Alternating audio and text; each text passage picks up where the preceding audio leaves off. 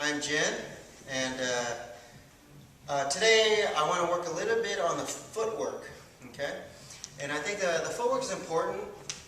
We've already covered a little bit on how to step, right? How to step forward, this triangle footwork, inside triangle footwork. So I'm not going to cover it too much, but we're going to get a little bit more into the detail because it's really important that because ultimately you have to learn to move your structure. All right. So the biggest, I think, differences. One of the biggest differences between all the different lineages of Wing Chun is the weight distribution. The argument over the weight distribution of the stance. Where do you put your weight? Okay, so if I'm in a forward stance, okay, where do I put? Is it 100% on the back leg? Is it 60-40? Is it 50-50? Is it 100% on the front leg? Right? You know, some schools are different, right? Okay. I think everybody's right, but I also think that everybody's also wrong, okay? And you go, well, how can you be right and wrong? I think they're all right that, yes, you do have to be sometimes 100% on the back leg in your stance, right? Sometimes you have to be 60-40. Sometimes you have to be 50-50, right? And sometimes you have to be 100% on the front leg, right? In other words, I believe, this is my own opinion, is that the argument is really kind of a moot point because they're all right because you have to be able to do all of them, transition to all of them, right? Back and forth, okay? It's not one number. It's not 100% on the back leg, and when I'm doing my footwork, I'm always going to be 100% on the back leg, right? Or 50-50. Right? I'm always going to be 50-50, right? No shit, I'm always 50-50, okay? Or 60-40, right? Okay? Right? I think it's important for people to realize, especially you guys out there who are following me, that you have to learn to do all of them, okay? At different times, depending on the field. It depends on what you're doing. Defending, attacking, whatever. But what do I mean? Okay, so for instance, like, okay, I know some of you guys train 100% back leg, okay, 100%. So what happens? So in other words, for me to step through, to switch my stance, okay. So if I'm here 100% and I switch to the other stance and I get immediately to 100% on the back leg, okay, then for me to transition, I actually have to go through all of them. In other words, I'm here, I'm 100% on the back leg. Okay? Just like that. All my weight is here. Okay? For me to change my stance or advance my step, okay, I have to take all my weight off that rear leg and put it into the front leg. Right? So for a minute, just for a brief second, I'm in 60-40 stance. Then I'm in 50-50 stance. Then I become even 100% on the front leg. Right? And I have to do that to take the weight off the rear leg so that it can come forward and step. Now I'm back to 100% on the rear leg. If I want to step again, I have to do the same thing. I bring all my weight off my rear leg, put it onto my front leg. That's the only way I can get the foot off the ground so I can step. Right? So, to me, you have to learn them all. Okay? I think for the most part, okay, you want to be pretty balanced, 50-50. Okay? 50-50. Right? But this is a good position so that you can either receive or give. Okay? But you notice I'm shifting my weight from 50-50 to 100, back to 60-40, then 50-50, and then back to the front foot. Right? Because when I attack, right? A lot of times I have to put the weight to the front leg, right, so that I can step. Okay? And the same thing, right? If I'm getting really pressured hard, and I'm in a 50-50 stance, or a 60-40 stance, or whatever, but I'm getting a lot of pressure forward, right? Then I have to be able to take that pressure so I can put it 100% to my rear leg. I bring him in to my 100%, right? Then if I have to, then I can move, or I can shift, or I can step back even if I have to. Okay? So, in other words, you want to be able to do all of them. Okay? I really don't believe that there's one fixed number that you have to adhere to, because just through sheer physics, to step one foot in front of the other, you have to go through all of them. You have to go through all the different ratios. Okay? So, when you're practicing stepping, right, I want you to go extremely slow, right, but feel like where's all my weight? Where's all my weight? Okay? What is the weight ratio? Right? Where's all my weight got to be so I can lift the foot off the ground? The front foot. See what I mean? Okay, so to me, that's when you're practicing the triangle footwork and you're stepping through, right? Okay, you're stepping through.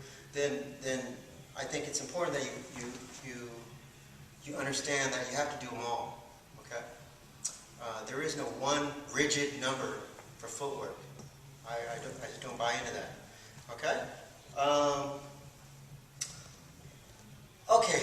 And now another thing is this also kind of ties in a little bit to the side kick, or the kick. And this was a question that Dallas had. He's having a lot of problems with the side kick. Okay, the side kick. The way in Wing Chun we do a side kick. Okay, so I'm always talking about the shoulder, the hip, and the heel. One straight pole, one straight alignment. If you're stepping in your stance, this shoulder, hip, heel. This shoulder, hip, heel. Right? It's always balanced. Okay. So I think I'm always talking about that, and in this case, it's very important. It's because if you can do the advance, if you can do this, all right, and you step, and then you step. If you can do this movement, then you can do side kick. You can do a Wing Chun side kick. All right. So what I want you to focus on is the shoulder, the hip, and the heel alignment. Okay. So that when I step, okay, I want you to do is I exaggerate the stepping leg movement. Okay? So from here, I'm going to open my stance. I'm going to bring my knee up to my chest, almost like I want to bring it up. Okay? Up. Right? And then when I come out and I step out, you're going to see my shoulder, my hip, and my heel, right, makes one straight line into the ground. And then I step forward. Now I get back to a solid 50-50 stance, or 60-40, or whatever it is, ratio that you're training under. Okay? So from here, so you guys can see, I open my stance, I'm going to step, I bring my knee up, okay, to my chest, like I'm bringing it up to my chest, okay? Now my shoulder, my hip, and my heel, as I step out to get into the stance, instead of just going like this, I'm going to make it straight so that my shoulder and my hip and my heel, see my hip? It engages. You see my my foot position is I bring it back towards me, my toes, okay? And I bring my toes towards me. So it goes back and towards me. That sticks my heel out. Okay? So my heel sticks out now. Okay? That's the position you want. So from here you step, right? From here I step up, okay, into a kicking position, right? And then when I come down, right, my toes come towards me and back. back and towards me, back and towards me. That sticks my heel out. And then my hip, see my shoulder, my hip, and my heel not aligned yet. It's not straight. It's like a V. It's like a little bend at the hip. I want to get rid of that bend. Now it's straight. Okay? And I drive into the ground and then step forward. Okay? Yeah? So that's an easy way to practice that side kick. Also remember is don't retract the foot. Okay? This is not like a taekwondo kick or a karate kick. Right? When they do a side kick, right, they'll throw the side kick, okay? But when they throw the side kick, they come out, they do the same thing, shoulder, hip, and heel, right? Boom. But when they bring the foot back, right, they bring the knee back and then set it down. Okay, so that's a traditional, conventional side kick. Okay? Why? Because they don't want the leg to get grabbed. Okay? So if you leave it out there, right, they're going to catch the leg if you leave it out there. Okay? There's a chance. So what they want to bring it back by driving the knee back into their body. And it also allows them to set up for another kick. Okay? So it has multifunction. Okay? So when you're kicking like that, and it also acts like a whip. Okay? And it's a good kick. All right? But that's what they do. You're going to see a conventional side kick. Knee comes up, right? And they're going to kick, and then bring the knee back and then set it down. Right? That's a conventional side. But for a moment, you're going to see the shoulder, hip, and the heel completely lock out. Okay? That's the straight line. Okay? That's what gives that power to that kick. Okay? Because everything becomes one pole through your heel. Okay? In Wing Chun, we never kick above the waist. Okay? For us, we just don't do that. That's not in the art. So, we don't have to worry about getting the leg caught. Okay? So, it allows us to drive right into the ground. Okay? Right into the ground. So, what we do is we attack whatever's in front of us. They're your opponent's legs. Okay? So as you step, if you don't feel any pressure, you feel his pressure running away from you. Okay? Come here, Mike.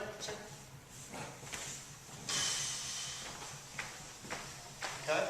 So let's say you're doing chi sao. Right? And people always go, well, how do you not get kicked when you do chi sao or kneed? That's the pressure. See? If I'm here and I constantly keep forward pressure and we cycle, okay? It's my forward intent and Mike's forward intent. If I try to lift my leg to kick, his pressure is going to immediately throw me off balance. Okay? So it's his forward intent that stops me from bringing my left foot off the ground. Okay? So with that in mind, okay, if I'm here and I'm doing chi sao and I'm doing whatever, and he starts to run away. See, I don't feel him. For a second, I don't feel him anymore. Okay? See? I don't feel him. I may try to punch, but then he keeps running away. That's when I'm going to throw this kick, or this kick, or this kick. Okay? Okay? He's giving me the distance. Right? So when you feel your opponent running, okay, or leaving your hands, then yeah, you have to bring your knee up and kick. And then step forward. Okay? You would hit, it doesn't matter, hit any leg. Okay? You lock it out, boom. And you keep driving that foot all the way into the ground. This now becomes my chi sao. Okay? Okay? Right here. That's how come we don't kick, then back out and set it down. Okay? Because I give him a chance now to attack me. Right? This becomes my wall. Boom. So this applies the pressure so I can step in. Right, and continue. Okay? So, I don't have to worry about Mike trying to catch my foot because we only kick below the waist. Alright? So, thanks, bro. So that's what I mean by when you're doing chi sao and you need to do this kick, right? When you feel the pressure leaving you, he's leaving you, right? And you're trying to chase, right, his center, but he's leaving. Then then you have to, there's a point where you can throw that kick, or this kick, okay? And you reach and extend that hip. Because once you make contact with his body, then the rest of the movement, or his knee, just boom, just keep extending to the ground. If you can, come here, Tanya. No. Come on, Tanya. Right? So I'm here and I back out like this. I'm backing out, I'm running away. She's going to bring that knee up, pivot. She's going to make contact with my knee. Okay? Pivot a little bit.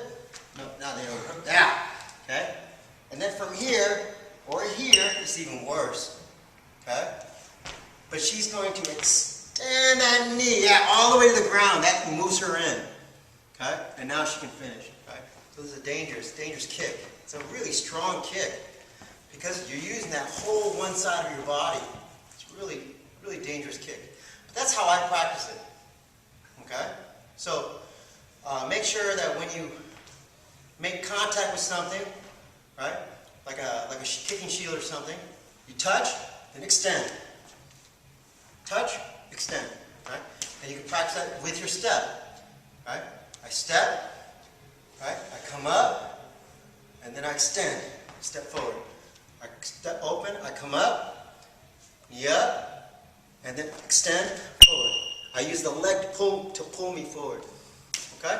So that's a great way to practice too, right? It's just an exaggerated movement of your triangle forward, inside triangle forward.